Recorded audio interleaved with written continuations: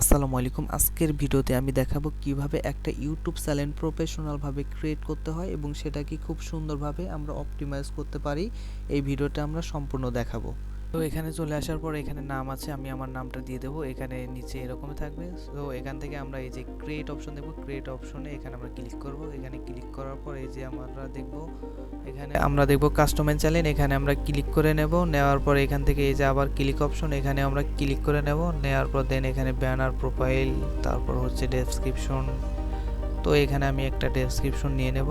আপনারাও এখানে আপনাদের মতো সুন্দর করে একটা ডেসক্রিপশন বসিয়ে দিবেন। সো এখানে দিয়ে দেওয়ার পর এখানে আমরা কিছু লিঙ্ক অ্যাড করতে পারবো। ফেসবুক, ইনস্টাগ্রাম, টুইটার, এগুলো আপনারা লিঙ্কগুলো সুন্দরভাবে এখানে অ্যাড করে নেবেন।